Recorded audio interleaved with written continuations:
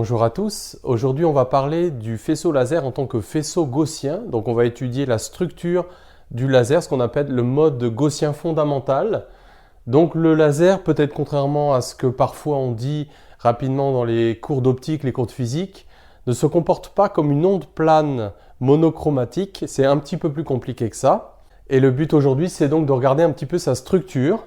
Donc, on va supposer que la structure du faisceau laser est une structure à symétrie cylindrique autour de l'axe de propagation Z. Première chose, donc l'éclairement du laser dans le mode gaussien fondamental, on peut l'écrire de la façon suivante. Donc on est en symétrie cylindrique, c'est-à-dire qu'on a couché les coordonnées cylindriques. Et donc on va admettre que l'éclairement se met sous la forme suivante, E de R et de Z. Donc c'est invariant par rotation autour de l'axe du laser, de l'axe de symétrie. Donc E0 de Z exponentielle moins 2R carré sur oméga carré de Z. E0 de Z, ça va représenter le sommet de cette gaussienne. Donc on trace ici cet éclairement en fonction de la distance à l'axe. Alors évidemment, il ne peut pas y avoir de distance à l'axe négative, mais par commodité, donc pour bien voir ce profil, eh bien on le représente on prolonge de l'autre côté. Et donc on a cette forme gaussienne à cause de cette exponentielle. Et donc on voit que quand R tend vers l'infini, l'éclairement tend vers 0. Donc on voit là qu'on n'a pas une onde plane parce que dans tout plan perpendiculaire à Z, eh bien l'éclairement n'est pas uniforme. Et on voit aussi la signification physique de cette distance, oméga carré de Z. Donc là on a fait une photo du profil du laser à Z fixé perpendiculairement donc à sa direction de propagation, et donc on a quelque chose comme ça au niveau de l'éclairement. Et on voit la signification physique de oméga Z, puisque tu vois que si tu fais R égale oméga, alors tu multiplies l'éclairement maximum qui est au centre, donc par exponentielle de moins 2, ce qui fait environ 0,14. Donc on voit que typiquement le faisceau existe sur une distance de oméga de Z par rapport donc à son axe de symétrie. Donc ça c'est à Z fixé, voilà la photo de l'éclairement. Alors, passons justement à l'évolution de cette distance oméga de Z en fonction de Z, puisque tu vois que là j'ai représenté un faisceau laser qui se rapproche puis qui se réélargit. Alors en effet, donc la fonction oméga de Z qui caractérise la largeur transversale du faisceau laser. Donc on admet que c'est cette forme-là, donc en fait c'est une hyperbole. Donc regardons un petit peu les limites. Donc quand Z vaut 0, elle tend vers oméga 0. Et donc oméga 0, c'est ce qu'on appelle le waist, hein, d'où l'utilisation de la lettre W, c'est-à-dire en anglais le col du laser. C'est à cet endroit-là que le laser est le plus étroit.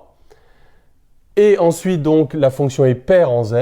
Et donc, on a dessiné, pour représenter la symétrie cylindrique, l'opposé, hein, pour voir que tout est à symétrie de révolution autour de l'axe Z. Mais la fonction oméga de Z, donc, c'est celle-là. Et donc, ici, le laser est le plus étroit. Et quand Z tend vers l'infini, évidemment, donc la fonction, en fait, elle a des asymptotes. Elle va être équivalente à oméga 0 Z sur ZR, comme on va le voir tout à l'heure. C'est pour ça qu'en rouge, donc, on a tracé ces asymptotes ici. Alors, regardons un petit peu la signification maintenant de cette nouvelle longueur ZR qu'on appelle la longueur de Rayleigh. Et il y a une formule qui est parachutée dans le cours sur la longueur de Rayleigh qui vaut pi oméga 0 carré sur lambda la longueur d'onde. Et donc il y a deux comportements différents du laser suivant qu'on l'observe à une distance proche de son col, de son waist, donc à une distance qui est faible devant cette longueur de Rayleigh, ou qu'on l'observe à grande distance devant ZR. Donc ce ZR va caractériser un petit peu ce qu'on appelle les limites du modèle cylindre-cône du laser. Alors pourquoi cela? Eh bien parce qu'on voit que mathématiquement, donc si Z est très petit devant ZR, ce terme est négligeable. Auquel cas, finalement, oméga de Z vaut pratiquement tout le temps oméga 0. Donc ça, c'est quand on est près du col. On peut considérer que le laser se comporte comme une onde plane. Néanmoins, pas d'extension illimitée. Mais donc, les plans d'onde sont perpendiculaires à Z. Et donc, il se comporte comme un cylindre de rayon oméga 0, donc le waste. Donc ça va être un comportement très pratique, on verra tout à l'heure, pour utiliser les lois même de l'optique géométrique et les transformations du laser par les lentilles. Au contraire, si Z est très grand devant ZR, donc on va se situer ici dans cette partie, à ce moment-là le 1 est négligeable et on voit que oméga de Z est à peu près égal à oméga 0, Z sur ZR. Et donc on peut définir un angle θ, donc il va être assimilé pratiquement à sa tangente. Donc on voit que ici quand Z est égal à ZR, oméga de Z égale oméga 0, donc on a une intersection de ces asymptotes de l'hyperbole avec la droite horizontale de coordonnées oméga 0. Justement, ça se place en ZR, cette intersection, donc c'est assez commode de le repérer pour dessiner en quelque sorte le squelette du laser. Et donc, tangente θ vaut oméga 0 sur ZR, à peu près égal à θ, c'est toujours des angles très petits. Et donc, on voit que oméga de Z environ égal à Z fois θ. Donc ça, ce sont l'équation de cette asymptote et qu'on a dessiné symétriquement. Et donc là, on a ce qu'on appelle le modèle cône du laser. Et donc à grande distance devant ZR, on admet que les surfaces d'ondes se comportent pratiquement comme des ondes sphériques qui ont comme sommet O, donc l'intersection de ces asymptotes. Donc on voit ces deux comportements caractéristiques du laser. On ne va pas étudier ce qui se passe au voisinage de ZR. On va se placer uniquement dans le cas où Z est très petit devant ZR ou Z est très grand devant ZR. Donc Z très petit devant ZR, on retient une onde plane de rayon oméga 0. Donc c'est le modèle cylindre du laser. Et au contraire, à grande distance, donc Z est très grand devant ZR avec un angle de divergence du laser, donc qui s'écarte, donc une valeur θ. Et on va voir que cet angle θ joue un rôle très important parce qu'il caractérise justement, on pourrait dire, la diffraction du laser et sa dispersion angulaire. Alors si on utilise toutes les relations qu'on a vues précédemment, on peut exprimer également l'angle θ en remplaçant ZR par sa valeur ici dans cette expression. On peut remplacer θ, on peut exprimer θ en fonction de lambda et de oméga 0, donc le col. Et donc cette relation, en fait, elle contient physiquement l'essentiel de ce modèle cône, parce qu'on voit que ça nous fait penser à la diffraction par une pupille de rayon ou de diamètre de l'ordre de grandeur oméga 0, donc qui diffracterait la lumière avec un angle caractéristique lambda sur ce rayon, hein, on peut oublier le facteur pi. Et donc c'est exactement ça la signification physique du col, c'est que plus le col est étroit et plus le faisceau va être divergent. Et donc ça, on va voir que par exemple avec les élargisseurs de faisceaux, ça va jouer un rôle important parce que pour diminuer la divergence angulaire du col, eh bien on va être amené à éventuellement élargir le faisceau laser puisqu'on voit que divergence angulaire et waste sont inversement proportionnels. Donc ça, c'est très important. Et puis on voit aussi avec toutes les petites relations qu'on a données, alors je sais que ça fait beaucoup de nouvelles définitions, mais à lambda fixé, si on connaît ou bien le waste ou bien cette divergence angulaire, ou bien la longueur de Rayleigh, on est capable de déterminer les deux autres grandeurs. Donc ça aussi, c'est important. Alors, évidemment, au fur et à mesure que de la propagation du laser, l'éclairement maximum ici va varier également en fonction de Z. Et donc, on va admettre cette relation. Donc, l'éclairement maximum varie comme E max oméga 0 sur oméga de Z, le tout au carré. Alors, ce qui nous montre que l'éclairement est maximum en Z égale 0, puisque c'est là que oméga de Z vaut oméga 0, et il vaut EM. Donc, on a la signification de EM. EM, ça va être la valeur de l'éclairement, donc en oméga est égal à 0. Donc, on va le mettre là-haut.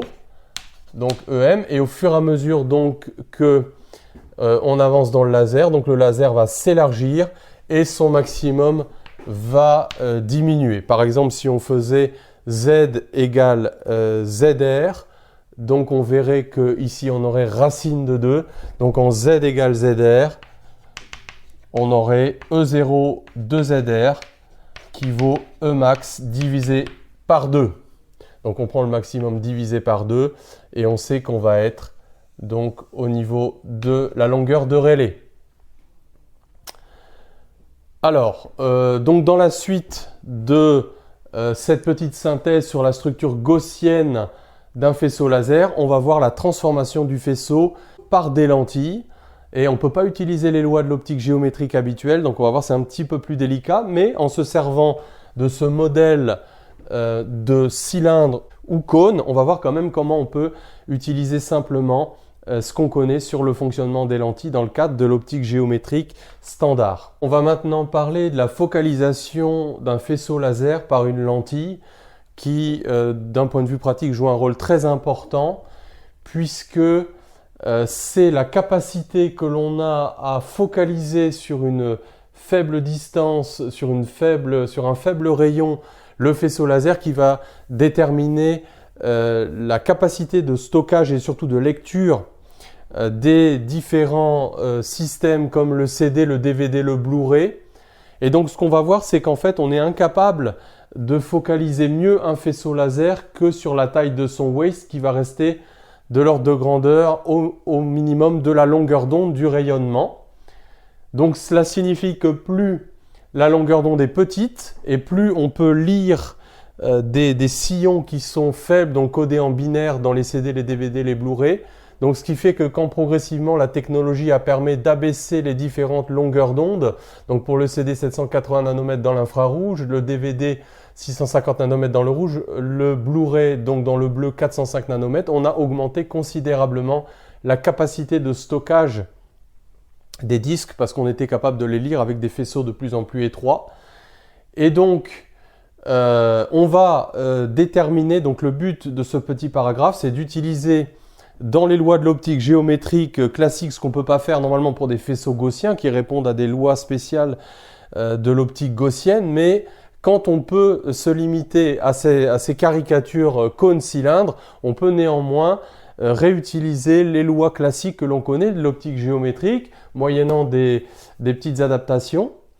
On imagine qu'on a un faisceau laser qui arrive sur cette lentille et on utilise le modèle cylindre, donc cela signifie que sa longueur de Rayleigh est très grande par rapport à la distance focale pour qu'à l'échelle de la lentille on puisse considérer que les surfaces d'onde sont des plans et donc comme classiquement ces surfaces d'onde vont être transformées par la lentille en surfaces sphériques qui vont converger au foyer image de la lentille. Alors néanmoins on ne perd pas de vue le fait que le faisceau en réalité est un faisceau gaussien et que ce point de convergence n'est pas réellement un point de convergence du faisceau, mais ça va être le col du laser. Et donc là, évidemment, on est forcément dans l'hypothèse inverse puisqu'on utilise un modèle conique. Cela signifie qu'on va considérer que la distance, la longueur de Rayleigh du faisceau laser après la lentille est négligeable devant la distance focale.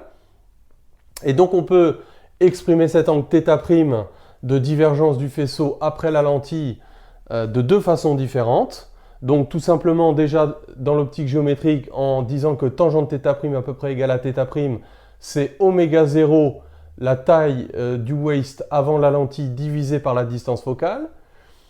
Mais aussi θ' est relié au waist après la lentille par la relation que l'on a vue tout à l'heure qui définit la divergence de diffraction. Donc plus le waist est petit, plus l'angle de diffraction est grand, de divergence est grand, donc lambda sur pi oméga 0', ce qui nous permet d'exprimer le waist après la lentille en fonction du waist avant la lentille de lambda et de f'. Et donc sur cette relation, on voit bien que ce waist va rester au mieux supérieur ou égal à lambda, donc la longueur d'onde, ce qui fait qu'on est limité dans le pouvoir de résolution. Mais voilà, on a ce résultat sur la focalisation du laser. Alors maintenant, on va passer à l'élargisseur de faisceau. Donc on va voir maintenant l'utilisation d'un système afocal, c'est-à-dire comme la lunette de Galilée ou la lunette autocollimatrice, des foyers rejetés à l'infini du système optique complet pour élargir un faisceau laser. Alors d'abord, j'ai fait un dessin dans le cadre de l'optique géométrique, j'allais dire standard, que l'on voit en première année en optique géométrique. Donc on a un faisceau de lumière parallèle qui converge au foyer image de cette lentille convergente, qui si il coïncide avec le foyer objet de la deuxième lentille, va donner un faisceau parallèle. Et si on choisit bien les distances focales, eh bien, en appliquant donc par exemple le théorème de Thalès ici dans ce triangle, dans ces deux triangles homothétiques, on voit que cette distance-là sur celle-là, la grande sur la petite, c'est la grande sur la petite. Et donc on voit que le rapport des wastes, des rayons des lasers au col, eh bien ça va être donc F'2 sur F'1 et donc on peut élargir le faisceau laser. Alors quel est l'intérêt d'élargir ce faisceau laser? Eh bien on a vu tout à l'heure que le waste est inversement proportionnel à la divergence angulaire. C'est-à-dire que si j'appelle θ la divergence angulaire du rayon incident, parce que même si je l'ai du faisceau incident, parce que même si je l'ai dessiné cylindrique, en réalité il a une divergence angulaire. Si on le laisse se propager au-delà de sa longueur de Rayleigh, il va diverger comme représenté ici. Et donc on peut, alors c'est un peu paradoxal, en élargissant la taille du faisceau, on peut réduire sa divergence angulaire. Alors, on peut un petit peu réécrire des relations analogues à celles qu'on a vues tout à l'heure, cette fois-ci, en tenant compte véritablement du caractère gaussien du faisceau, mais en utilisant toujours les modèles cône et cylindre. Donc ici, on imagine qu'on a un laser, une onde plane, ce qui signifie que la longueur de Rayleigh avant la lentille est très grande devant la distance focale F'1. Ici, c'est le contraire, donc le faisceau va en réalité se focaliser, mais pas tout à fait comme on l'a vu parce qu'il reste un waste ici sur le foyer image de la première lentille. Donc on a la relation, si j'appelle cet angle θ', donc que je retrouve ici, donc θ' est égal à oméga 0 sur F'1 dans ce triangle rectangle. Et puis ça vaudra aussi d'ailleurs oméga 0 seconde sur F'2. Donc là, on retrouve, c'est comme le théorème de Thalès, on retrouve le grandissement transversal. Et donc, et ce sera aussi égal, bien sûr, à lambda sur pi oméga 0', si on voulait exprimer le waste donc, du faisceau gaussien dans l'espace intermédiaire entre les deux milieux extrêmes. Et donc, bien sûr, c'est à l'aide de l'expression de chacun des wastes reliés donc à leur angle de divergence, donc avant la première lentille et après la première lentille, que l'on peut établir le fait que θ seconde sur θ est inversement proportionnel donc au waste, au rapport des wastes. Et donc, ça fait F'1 sur F'2. Donc, si on prend un laser hélium-néon standard qui aurait alors quelques valeurs numériques. Donc, si on prend un laser hélium-néon standard avec un waste standard de 0,3 mm, on tombe sur une divergence angulaire de 0,50 milliradians. Donc, ce qui signifie qu'au bout de 10 mètres, le faisceau aura un diamètre de 1 cm, mais si on prend la distance Terre-Lune, eh bien on voit qu'on arrive à un diamètre de 380 km.